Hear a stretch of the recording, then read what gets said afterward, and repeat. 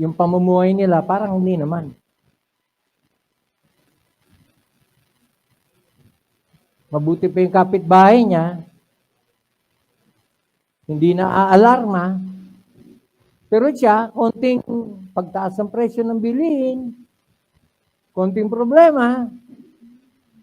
When I say konti, kasi aminin natin, ang buhay Kristiyano, tad-tad ng problema.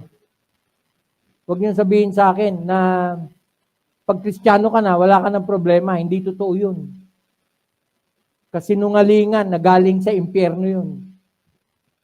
Kasi ang Panginoon mismo nagsabi, in this world you shall have tribulations. Plural. Pero tignan mo, whose mind is stayed on thee. Anong sabi? Be of good cheer. I have overcome the world. Because he trusted. So, 1 Peter chapter 1, verse 13. Wherefore, gird up the loins of your mind, be sober, and hope to the end for the grace that is to be brought unto you at the revelation of Jesus Christ. Verse 14. As obedient children, not fashioning yourselves according to the former lusts in your ignorance. Verse 15. But as he which hath called you is holy, so be ye holy in all manner of conversation. Why? Because it is written, be ye holy, for I am holy. Verse 17. And if you call on the Father who, without respect of persons, judges according to every man's work, pass the time of your sojourning here in fear. Ito lang, kung dito tayo mag-i-stay, pwede natin talakayan ito ng 3 sessions. Alam niyo kung bakit? Kasi yung palang paliwanag na geared up the loins of your mind. Napakahaba ng paliwanagan. Ano ibig sabihin nun? Loin? Ano ba sa Tagalog yun? Of ina?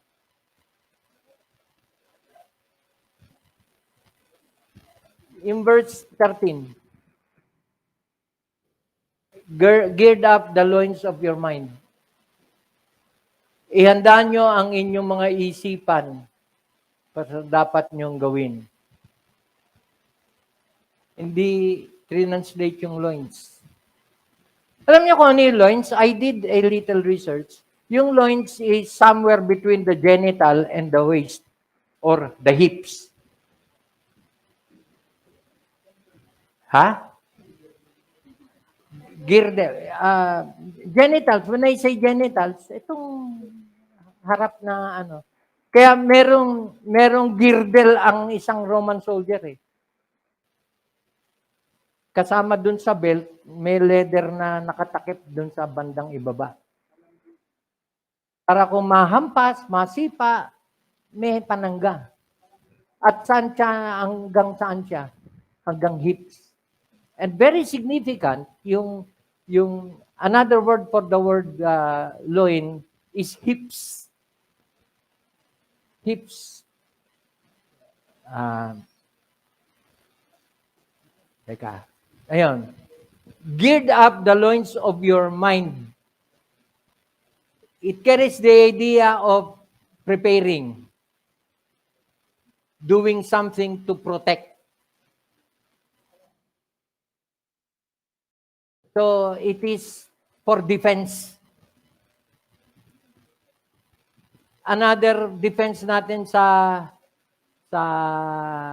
armor natin is yung helmet of salvation, security of salvation naman yun. Pero yung loins, geared up the loins of your mind, it is, tinignan ko yung definition na binigay ng isang author, it is to prepare oneself for something difficult. To prepare oneself, parang, kasi sa military, term ito, guys, let's prepare for action. Geared up. Pag sinabing geared up, ibig sabihin, lahat ng kailangan mo isuot, suot mo na. Geared up. Akala ko dati yung salitang geared ay G-E-A-R-E-D. Kasi anong tawag doon sa mga gamit? Gear. Hindi pala. Yung geared na binabanggit ng mga military officer. Let's geared up. Ibig sabihin, let's prepare for action. At ito yung term, G-I-R-D. Tinignan ko, bakit yun ang ginagamit na salita? Kasi yung girdle. Isinusuot ito sa waist or sa hips. Bakit? Kasi ang oriental get-up, mapalalaki o pababae, naka-robe. Usually yung robe mahaba. Pagka gineared mo at nag-geared up ka, usually nag-geared up ka, pagka tatakbo ka, or may gagawin ka. I-geared up mo, it carries the idea of kukunin mo lahat ng loose ends nung robe mo. At pagkatapos, pagkakuha mo, inipon mo na yung dalawang kanto, pinalumpon mo, at saka mo isinaksak do sa girdle mo. Walang kumakampay-kampay sa laylayan mo. At pagka nakita ng isang tao naka-geared, naghahanda siya, meron siyang gagawing mabigat. Either tatakbo siya na karera or magtatrabaho siya. At isang good example dito, si Jesus Christ, kumuha siya ng towel, gineared niya yung sarili niya. Bakit? Kasi naghugas siya ng paa ng mga alagad niya. Makikita niyo yun. Hindi ko na babasahin. John 13, 3-5. Nung kumuha siya ng towel, gineared niya sa sarili niya, that's the idea. Bakit? Kasi maghuhugas siya ng paa. Pagkatapos siyang hugasan, tinanggal niya yung tuwalya, yun yung pinamunas niya. Pagkatapos siyang punasan, next! Tinali niya ulit. Bakit? Hindi niya isinampay. Nasa kanya kasi ready siya for action hanggang matapos yung 12. Wow. Hello? So yung geared up the loins of your mind, ibig sabihin, be ready for action. I-prepare mo yung sarili mo sa gagawin mo. Sa akin, kinonekta ko siya dun sa idea ng pagiging conscious. Every time nakakapakinig tayo ng preaching, nakakapakinig tayo ng paghamon, dapat maging conscious tayo. Nakikinig ka ba? Kasi kung nakatingin ka sa akin at nakatulala ka, isang possibility, either nakikinig ka or hindi. Kaya nga, ang tanong, conscious ka ba? Naiintindihan mo ba na napaprocess mo ba itong napapakinggan mo? Bakit? Kasi hindi tayo natatapos sa natututunan at naiintindihan natin. Hindi tayo natatapos doon. Pagkatapos natin makapakinig, meron tayong kailangang gawin. Yun yung ibig sabihin ng geared up. Hindi natatapos sa pakikinig yung iyong pinapakinggan. May gagawin ka. Alam niyo kung bakit marami ang hindi matatag sa buhay Kristiyano, bagamat sabi niya Kristiyano siya? Kasi hindi siya conscious. He's only deceiving himself kasi nakinig, wala lang. He's not even conscious. Sige nga, ano yung preaching pagkatapos? Bago tayo mag-iwalay, ano yung preaching? Ano yung naintindihan mo? Ano nga ba? Kaya pastor, re-reviewin ko ha. Buti na lang, may notes.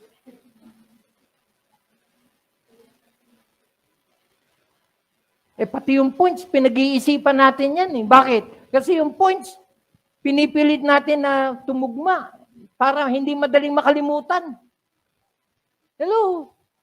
Yun yung reason kung bakit pati yung points pinag-iisipan, pinagpe-pray yun. Bakit? Kasi tapos na yung preaching, pero nakasaksak sa isip mo. Conscious, serious, cautious. Hindi aksidente yun. Kasi pagkatapos na napakinggan natin, wala pa rin, Hindi na yung pastor ang problema.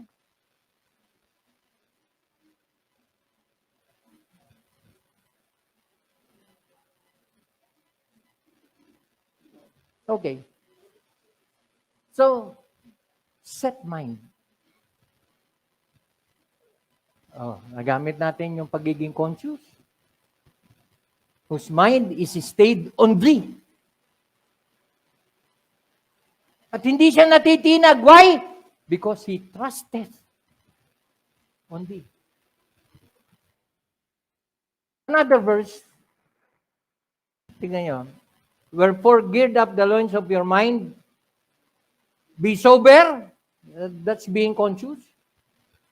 And hope to the end. Speaking of ending, malapit na ba to? Alam niyo, it's sooner than we think.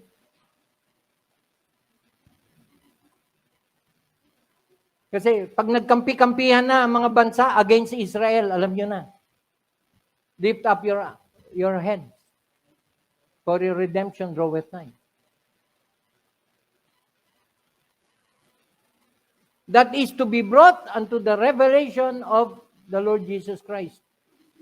So ano dapat natin gawin? As obedient children, not fashioning yourselves according to the former lust in your ignorance. Meron tayong dapat baguhin, meron tayong dapat bitawan, meron tayong dapat talikuran. Tanong, nagawa na ba natin?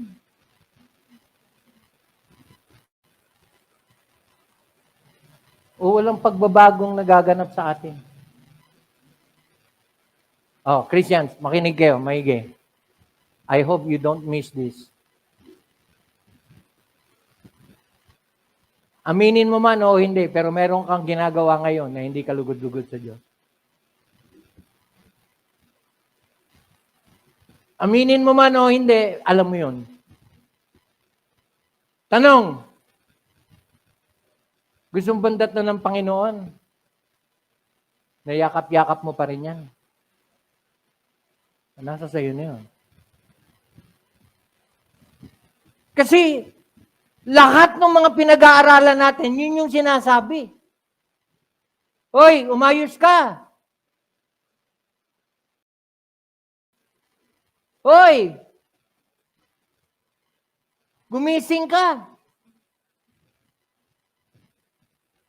Hoy, magbago ka. Ito ngayon ang tanong. Nangyari ba? Walang mangyayari kung hindi mo pangyayarihin. Tama? Alam nyo, ang pagbabago, saan magsisimula? Thinking. Yung set mind, nagsimula yan sa Romans 12. Be not conformed to this world, but be transformed by the renewing of your mind. Kasi magsisimula ang pagbabago, pag sinabi mo sa sarili mo, titigilan ko na to. Tama na tong kalokohan na to. Kasi wala kang ibang linoko kundi sarili mo eh. Tama ba?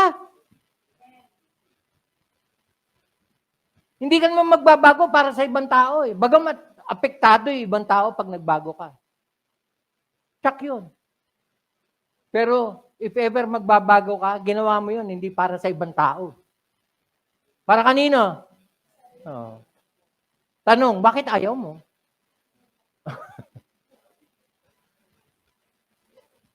Yun yung madalas ko sinasabi, nagbago na lahat, ikaw na lang hindi. Tama ba? Kasi change is a decision. Hindi ka magbabago kung ayaw mo.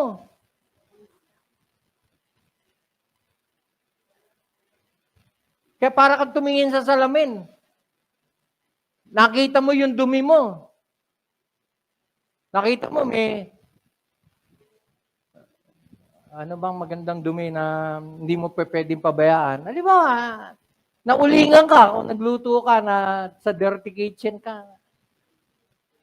Nakabihis ka na, tinanggal mo sa pagkakasalang yung mainit na tubig na pinainit mo, at hindi mo napansin, nagkamot ka ng muka, nalagyan mo ng uling, at pagkatapos, nung napadaan ka sa salamin, natural, kasi aalis ka na, tinignan mo yung buhok mo, nakita mo yung buhok mo, maayos naman, pero may nakita kang uling dito. Tanong, didiretso kang lumayas? Hindi. Tsak may gagawin ka, lalo yung mga babae. Ayaw nyo nga lumabas sa makintab ang mukha eh. Ba't gano'n, no? Ayaw nyo lumabas sa makintab ang mukha. Kailangan mag-retouch. Ano ang pang-retouch? Pag medyo may kaya-kaya ka, may foundation. Or, kung medyo purpur ka, Johnson. Yung Johnson. Lalo yung baby powder na. So, may gagawin ka. Either kukuha ka ng basahan, or pupunta ka sa CR, maghihilamos ka, may gagawin ka. Bakit? Kasi kailangan mo tanggalin yung dumi na meron ka. Spiritually speaking, marami tayong dumi. Na ang Diyos mismo nagsasabi sa atin, hoy, tanggalin mo yung dumi mo. Ayun, be ye holy, for I am holy. Mali yung ginagawa mo. Darating na ako. Gusto mo bang matagpuan kita sa ganyan? Hello? Parang nanay lang yan na nagsasabi, uwi na tatay nyo, mag-ayos na kayo ng bahay. Kung ayaw nyo yung mga laruan nyo nakakalat, makita nyo at pulutin nyo sa kalsada. Di ba? Tanong, ano decision mo? You know what? Itong naririnig nyo ngayon is an appeal to the mind.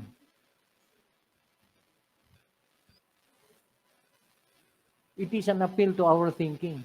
Giving our thoughts some thought. Ano nga ba iniisip ko? Bakit ang tagal-tagal na nandito ako sa ganito kalagayan? Hindi ko makaahon-ahon. Kasi kung tutusin, hindi mo rin gusto yun, nandiyan ka sa ganyang kalagayan. Bakit? Kasi tuwing preaching na lang, tinatamaan ako. Paano hindi ka tatamaan? Wala kang ginagawa. Tama. Tapos galit ka kay pastor. Ano kasalanan ko? Preach ko lang yung dapat.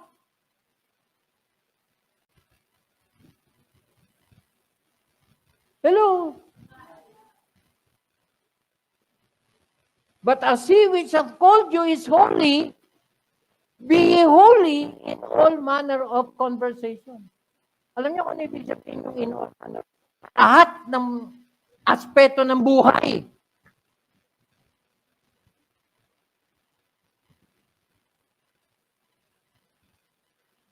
Nakikialam ba ang Diyos sa buhay natin? May pakialam ba ang Diyos sa buhay natin? Dapat bang pakialaman ng Diyos ang buhay natin? Bakit? Kasi ang katapusan nitong buhay nito, buhay na walang hanggan. At gustong tiyakin ng Diyos bago tayo dumating doon na paghandaan natin. Hindi tayo naligtas sa pamamagitan ng pagsunod sa kautusan. Hindi! Pero inaasahan ng Diyos kung tayo ay tunay na ligtas, susunod tayo sa Kanya. Yun yung ibig sabihin ng verse 15. Hindi ka pwedeng maging Kristiyano na gagawin mo kung ano yung gusto mo. Hindi pwede. Ito yun. Kung Kristiyano ka, susunod ka, may tatay ka. And if you call on the Father, who without respect of persons judges according to every man's work, pass the time of your sojourning here in fear. Ano ibig sabihin yan? Matakot ka naman sa Diyos.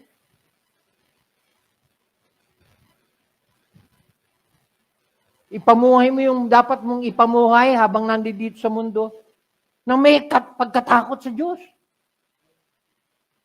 Hindi yung namumuhay ka na sabi mo sa Diyos, wala kang pakialam, ha? Buhay ko to. May ganun ba? Ang dami. Ang tawag sa kanila, fools.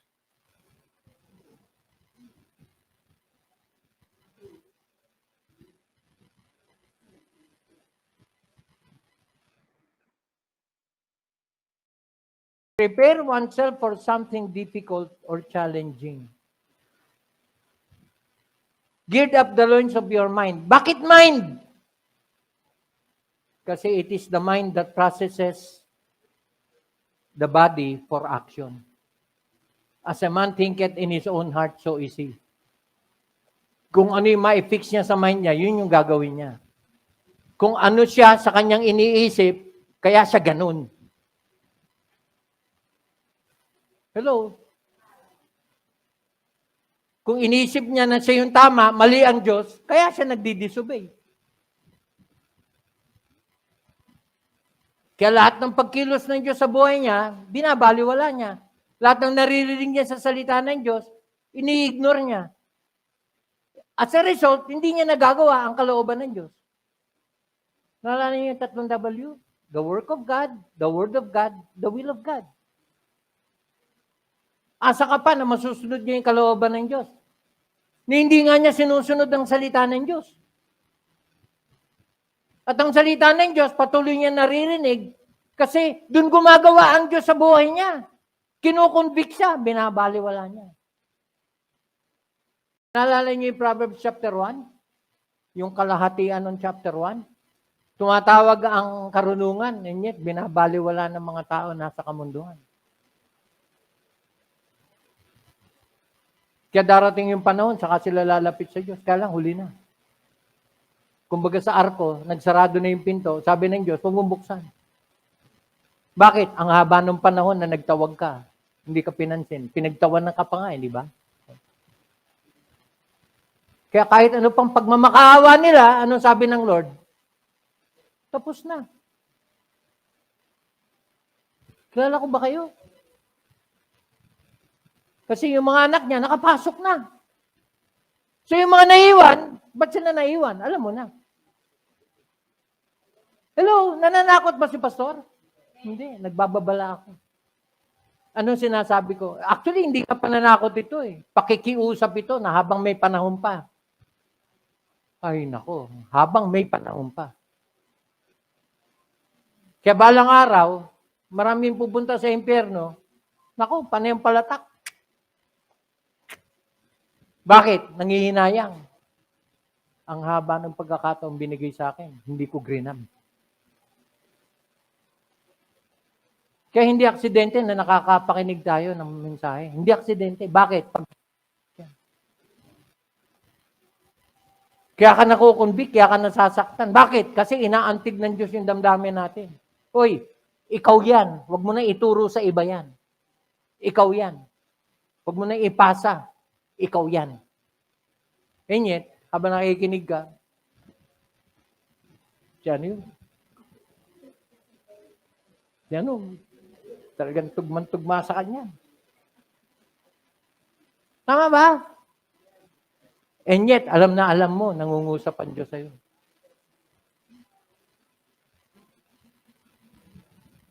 May kailangan kang gawin. May kailangan akong gawin. At kaming mag-asawa, sa mga anak ko, ang palaging mensahe namin sa kanila, malapit na dumating ang Panginoon. Maganda na tayo. Hindi kami pwedeng maghanda para sa inyo. Hindi. Ang pwede lang namin gawin, paalalahanan kayo. Kami kailangan kaayusin, meron kang dapat ituwid. Ikaw na magpapasya ron. Hindi pwedeng magpasya ang ibang tao para sa'yo. Hello? Ito ngayon ang tanong. Ano iniisip mo ngayon?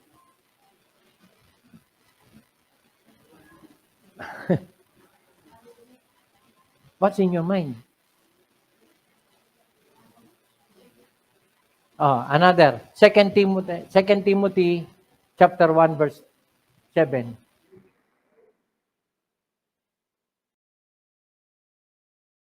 Pwedeng baguhin natin yung ugali natin, yung gawin natin, pero baguhin din natin kung ano yung nasa loob natin. 2 Timothy 1:7. Kanina, set mind. Isaiah 26 verse 3. Ngayon, sound mind.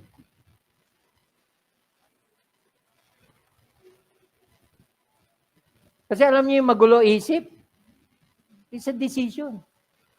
Kasi pwedeng hindi magulo isip mo. Hello? Kasi, Pastor, magulo yung isip ko eh. Marami ako iniisip. Bawasan mo. Di ba? Single-mindedness.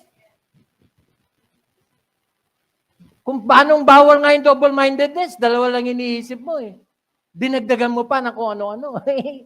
Single-mindedness, Kristo lang, sapat na. Huwag mo nang pag-iisipin yung iba. Are you with me? O, tingnan nyo. For God hath not given us the spirit of fear. Ano yung spirit of fear? Pag-aadya dyan yung fear sa puso mo, ang dami mo kinatatakutan. Takot ka sa pagtaas ang presyo ng bilihin. Takot ka na magka-COVID. Takot ka na. Ang daming pwede mo katakutan. Tama? In fact, isang cure para mapawi ang fear, pa-identify mo doon sa tao. Ano ba kinatatakutan mo? Marirealize niya, lahat ng kinatatakutan niya, may solusyon. Ano solusyon? Kung Kristiyano ka, kapatid, ang solusyon, ang Diyos. If God be for us, who can be against us? Tama? Kaya yung mga nabubuhay sa takot, that is the opposite of living by faith. Akala ko may Diyos ka. Bakit ka takot na maghirap? In this world, you shall have tribulation, but be of good cheer. I have overcome the world, sabi ng Panginoon. Nalulungkot ka kasi namatayan ka. Magkikita naman kayo ulit eh. Nalulungkot ka kasi magkaiwalay kayong pamilya kung saan ka naroon. Kasama mo naman ng Diyos eh. At ang pinakasolusyon sa marami nating pangamba, Diyos.